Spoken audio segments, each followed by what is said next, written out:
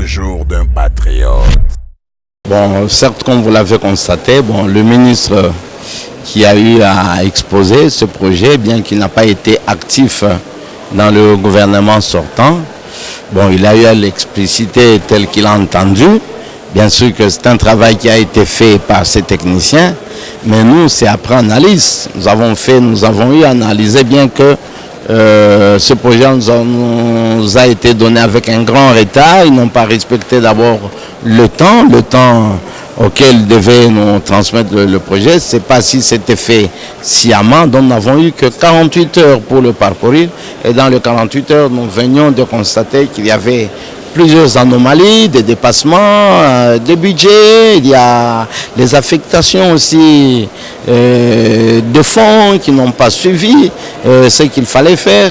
Donc raison pour laquelle je crois que d'ici quelques heures, après qu'il puisse s'exprimer, peut-être que nous allons renvoyer le reste des travaux dans la commission ECOFIN qui pourra approfondir toutes ces observations et voir comment est-ce qu'on peut donner certaines recommandations.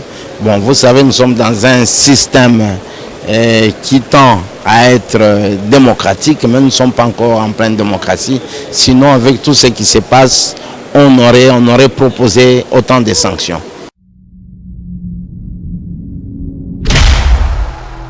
Au jour d'un patriote. Vous savez, l'incident, c'est-à-dire, d'abord, c'est le respect des textes convenus. C'est-à-dire, quand vous élaborez un budget, et c'est un projet de loi des finances, il faudra qu'on puisse se conformer.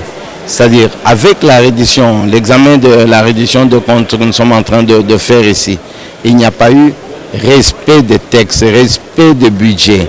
Et quand on ne se conforme pas au texte ou au budget ou à la loi qui a été adoptée par l'Assemblée, cela constitue une infraction. Donc, le travail que nous sommes en train de faire et les examens, toutes les observations constituent une sonnette d'alarme et un avertissement au gouvernement en cours, le gouvernement Ilon Kamba, pour qu'il puisse se conformer au texte. Donc nous ne pourrions pas tolérer à ce qu'il y ait des dépassements, à ce qu'il y ait ceci ou cela. Bon, vous savez, on a affaire à un nouveau président de la République, à un nouveau gouvernement. Faudra-t-il qu'on revienne sur les anciens pour qu'on puisse les flageller, pour qu'on puisse les condamner? Non, je crois que nous devons beaucoup plus voir l'avenir de notre pays. Et en voyant l'avenir de notre pays, nous invitons l'exécutif, c'est-à-dire les ministres qui sont l'émanation de ce Parlement, de l'hémicycle, pour qu'ils puissent se conformer aux états des besoins, au budget qu'ils viennent de nous déposer, afin que nous ne puissions plus constater les mêmes erreurs, afin que nous ne puissions plus constater, c'est-à-dire vous avez un budget qui a X montant, mais vous voyez que le paiement à certaines factures liées à ces budgets-là. Donc on a eu à constater qu'il y avait des factures fantaisistes, des affectations fantaisistes de fonds. Je crois que ce sont des grandes anomalies que nous avons eu à relever, mais qui peuvent apporter une bonne correction. Et tout dépend de chacun de nous. Il faudra que nous puissions mettre les préoccupations de la population au centre de tous nos problèmes. C'est-à-dire la population doit être au centre de toutes nos préoccupations et voir nos intérêts personnels, les détournements, tout ça. Je crois que nous faisons confiance au gouvernement Ilon Kamba et en faisant confiance au gouvernement Ilon Kamba, c'est à eux maintenant de prouver qu'ils méritent réellement de gérer ce pays pendant cette période.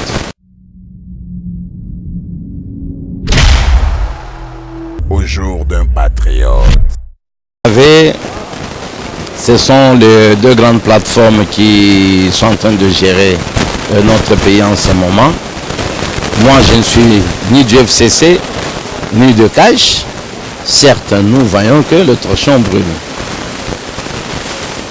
Les retombées, certes, il y a quand même certaines retombées. Les retombées, on le voit pas seulement au niveau de la gestion, mais nous le voyons dans le social, nous le voyons au sein de la population. Il y a des retombées. Donc il est grand temps que les dirigeants, les chefs de file de ces deux plateformes FCC et Cash puissent émettre réellement sur la même longueur d'onde. C'est-à-dire s'ils émettaient réellement sur la même longueur d'onde, leurs troupes, c'est-à-dire leur base, pourraient suivre réellement ce qu'ils donnent comme mot d'ordre. Parce qu'il ne faudrait pas que les chefs de file puissent eux s'entendre et que les bases, c'est-à-dire la population, les gens qui sont en train de gérer, eux ne puissent pas s'entendre. Et là, ça devient une anomalie. C'est comme s'il y avait anguille sous roche. Mais ce que nous voulons, c'est la paix. Ça ne peut pas nous enchanter, nous qui sommes de l'opposition, de voir que les gens qui nous gèrent, eux-mêmes ne parviennent pas à s'entendre. Et là, qu'est-ce que nous pouvons tirer comme conclusion? Et qu'est-ce que nous pouvons tirer comme leçon de leur côté? Donc, il est grand temps que les chefs de file du FCC et de Cash puissent s'entendre et puissent bien maîtriser leurs troupes. Voilà un peu de moi ce que je pourrais dire. Les incidences, il peut y en avoir, parce qu'il ne faudrait pas qu'on joue à l'hypocrisie. Parce que quand nous suivons ce qui se dit, un peu tout bas, tout ça, donc c'est pour dire qu'il y a de la fumée quelque part. Il faudra que le chef de file du FCC et du Cash puissent quand même éclairer l'opinion, éclairer leur base, voir comment est-ce qu'ils peuvent définitivement. Puisqu'il ne faudrait pas qu'à moindre petits problèmes qu'on dit non, c'est nous qui avons fait. Si ce n'est pas nous, c'est quoi? Vous avez fait quoi? Point d'interrogation. Au jour d'un patriote.